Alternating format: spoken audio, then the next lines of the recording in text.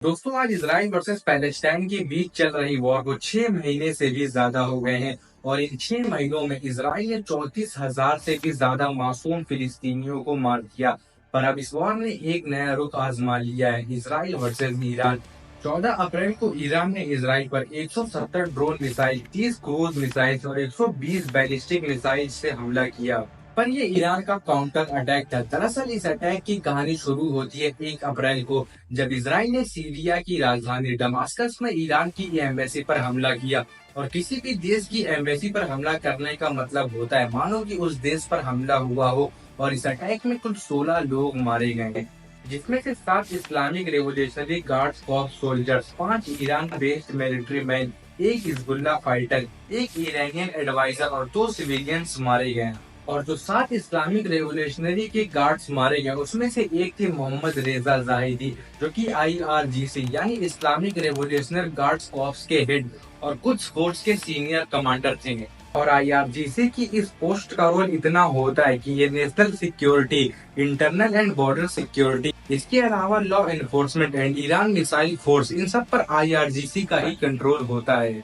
और जैसे ही ये बात ईरान के सुप्रीम लीडर अली खेमेनी को पता लगा कि ये अटैक इसराइल की तरफ से हुआ है, तब उन्होंने ईद के दिन भीड़ में खड़े होकर इसराइल से बदला लेने का वादा किया। रेजा जाहिदी जैसे कमांडर को खोना ईरान के लिए दूसरा सबसे बड़ा झटका है। ईरान को पहला झटका तब लगा जब 3 जनवरी 2020 को former IRGC commander Qasem Soleimani को US ने एक ड्रोन अटैक में मार दिया।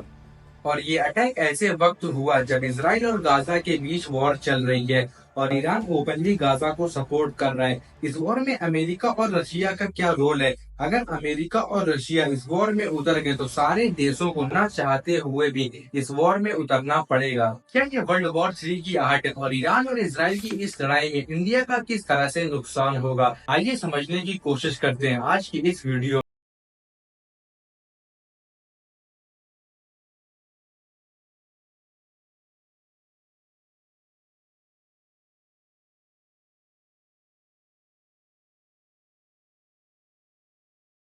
काउंटर अटैक करते हुए इसराइल पर रात के 2 बजे हमला किया और इसराइल में आसमान में ही धमाके सुनाई दे रहे थे, क्योंकि ईरान ने जिस मिसाइल को छोड़ा था उसे इजरायली डिफेंस सिस्टम हवा में डिस्ट्रॉय कर दे रहा था।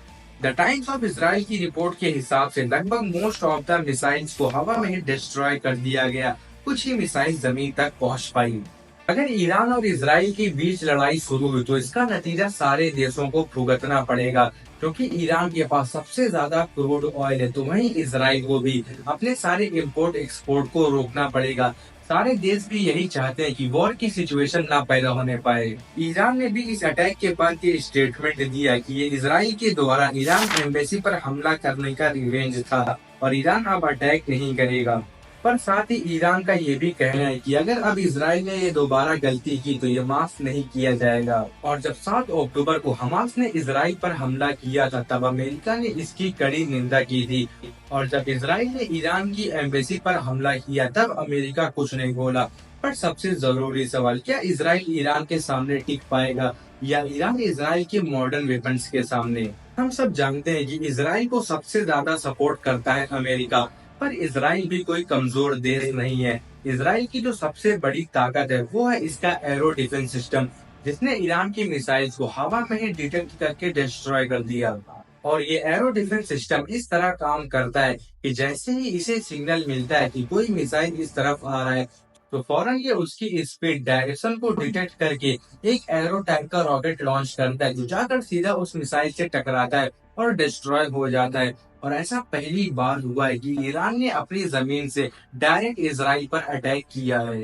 वहीं ईरान ने रूस और नॉर्थ कोरिया का सहारा लेकर अपने डिफेंस सिस्टम को भी काफी मॉडर्न कर लिया है और ईरान ने ये बता दिया कि अब वो तैयार हैं। अब क्या होगा अगर इन दोनों देशों के बीच जंग छिड़ जाए? सबसे पहले ये दोनों ही देश काफी पावरफुल है।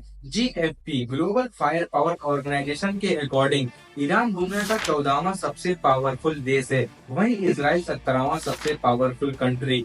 वहीं ईरान की पॉपुलेशन 8 करोड़ से ज्यादा है और इसराइल के सिर्फ 93 लाख। ईरान के पास 6,10,000 एक्टिव सोल्जर्स और 3,50,000 रिजर्व आर्मी है। वहीं दूसरी तरफ इसराइल के पास 1,69,500 एक्टिव सोल्जर्स और 4,65,000 रिजर्व सेना है। इसका मतलब ईरान की मिलिट्री पावर काफी स्ट्रॉन्ग है कंपेयर टू इसराइल। ईरान अपने डिफेंस सिस्टम पर 10 बिलियन डॉलर्स तक खर्च करता है, वहीं इसराइल 24.3 बिलियन डॉलर्स तक। इसी की वजह से इसराइल एक छोटा सा देश होते हुए भी मॉडर्न टेक्नोलॉजी और मॉडर्न हथियारों से लैस है। इसराइल के पास 614 एयरक्राफ्ट है, वहीं ईरान के पास 551। ज्यादा एयरक्राफ्ट होना इसराइल के लिए एक एडवांटेज है। अटैक हेलीकॉप्टर्स भी इसराइल के पास ज्यादा है, कुल 52 अटैक हेलीकॉप्टर्स। वहीं ईरान के पास सिर्फ 13 अटैक हेलीकॉप्टर्स हैं। पर वहीं ईरान के पास strong and modern rocket launchers हैं, जो कि सक्सेसफुली इसराइल की जमीन तक पहुंच सकती है। ईरान के पास कुल 775 रॉकेट लॉन्चर्स है, वहीं इसराइल के पास सिर्फ 150 रॉकेट लॉन्चर्स हैं। ये तो तय है, अगर जंग हुई तो इसराइल को दिक्कत हो सकती है, क्योंकि इसराइल की मिलिट्री अभी गाजा में लड़ रही है। और अगर जंग हुई तो इसमें रसिया और अमेरिका का क्या रोल रहेगा? अमेरिका तो खुले तौर पर इसराइल को सपोर्ट कर रहा है और ईरान को आतंकवाद कह रहा है। वहीं रसिया के प्रेसिडेंट व्लादिमीर पुतिन कह रहे हैं कि अमेरिका इस मामले से दूर रहे, क्योंकि इनका सपोर्ट ईरान को है। और अगर ये वॉर हुई तो वर्ल्ड वॉर 3 की पॉसिबिलिटी बढ़ जाएगी। ईरान का कहना है कि अब अगर इसराइल ने अटैक किया तो इसका अंजाम काफी बुरा होगा और इस वॉर में इंडिया भी लपेटा जाएगा, क्योंकि इंडिया इसराइल के साथ 10.77 बिलियन डॉलर्स का ट्रेड करता है और वहीं ईरान के साथ 2.33 बिलियन डॉलर्स का। अगर ऐसे में जंग हुई तो सारे इंटरनेशनल ट्रेड्स को रोक दिया जाएगा, जिससे इंडिया में महंगाई और भी ज्यादा बढ़ जाएगी और इंडिया का रिलेशन ईरान और इसराइल दोनों के साथ अच्छा है। ऐसे में एक गलत कदम और भारी नुकसान हो सकता है। इसमें मेरा ओपिनियन है कि ये जंग ना हो तो ही बेहतर है। पैलेस्टाइन के लोगों पर जुल्म खत्म हो, मासूम फिलिस्तीनियों की जान ना जाए, दुनिया में अमन चैन और शांति बनी रहे। इस बारे में आपका क्या मानना है, हमें कमेंट बॉक्स में बताएं। और अगर आपको ये वीडियो अच्छी लगी तो आप यहाँ पर क्लिक करके इसराइल वर्सेस पैलेस्टाइन कॉन्फ्लिक्ट की पूरी हिस्ट्री जान सकते हैं। और अगर चैनल पर नए हैं तो चैनल को सब्सक्राइब करके बेल आइकन को ऑल पर कर लें। मिलते हैं जल्दी किसी नए वीडियो में किसी नए इंटरेस्टिंग टॉपिक के साथ।